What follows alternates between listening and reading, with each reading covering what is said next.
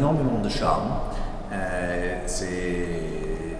C'est pas du tout du même style que les grands blockbusters qu'on a eu en 2009-2010, mais 2009-2010 c'était des années d'exception et on ne peut pas toujours avoir des années comme ça.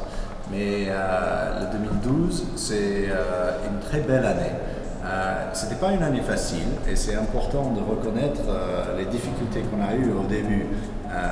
Jusqu'à la fin du mois de juillet, il y avait énormément de travail à faire dans le vignoble pour assurer que les raisins étaient sains. Mais si les équipes dans le vignoble ont bien fait leur travail, à la fin du mois de juillet, on avait des raisins qui étaient dans un bon état, avec des rendements faibles, parce qu'il a fallu éliminer énormément pour arriver à ce moment-là. Et puis ensuite, on a eu un mois d'août plus que correct, avec du soleil, des conditions agréables, et puis un mois de septembre excellent.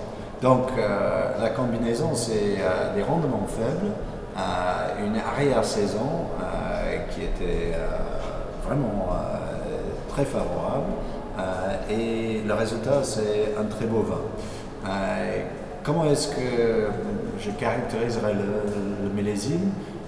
Pour moi, les meilleurs vins de 2012 sont caractérisés surtout par un fruit qui est un fruit croquant, qui a beaucoup de fraîcheur et qui est très séducteur. C'est pas opulent dans le style des millésimes extrêmement mûrs, mais c'est un millésime qui, pour moi, caractérise ce qui est beau à Bordeaux, c'est-à-dire la fraîcheur, l'harmonie, l'équilibre et l'élégance. Et je pense que nous avons ça ici à Pichon-Baran, avec notre grand vin bien évidemment, mais pas seulement ça, avec le deuxième vin, Les Tourelles, et aussi avec notre château Pibran, qui est une autre propriété qui nous appartient au nord de Pauillac. Bon, aujourd'hui, c'est la première jour officielle des dégustations primaires, mais en effet, ça a déjà commencé il y a 10 jours et ça va continuer encore 2 semaines.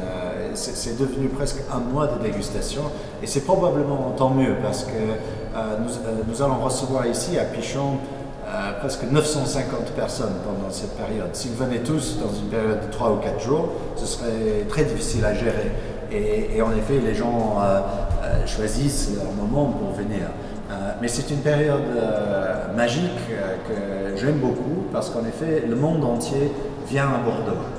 Quand je parle du monde entier, je parle du monde du vin, mais les dégustateurs professionnels, que ce soit des journalistes, que ce soit des cavistes, des sommeliers, des négociants du monde entier, ils viennent ici pour déguster notre vin.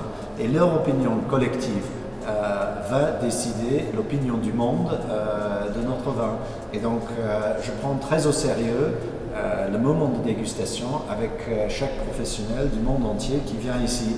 Et je fais mon mieux d'être ici tout le temps pour déguster avec eux. Et c'est un moment de partage et d'échange qui est très important. Oui, ça évolue et ça évolue dans le bon sens pour moi parce qu'il y a de plus en plus de gens qui viennent et je pense qu'il y a une vingtaine d'années, c'était l'opinion de quelques journalistes clés qui comptaient surtout, et c'était quelques négociants vins qui comptaient. Ces gens sont toujours très importants, mais ce qui se passe maintenant, c'est qu'on se rend compte qu'il y a beaucoup plus de monde qui s'intéresse au vin, qui comprend le vin, et on voit l'opinion de beaucoup plus de gens qui est pris en compte dans le jugement final de la qualité d'un vin et d'un millésime. Et je trouve que c'est une évolution très positive.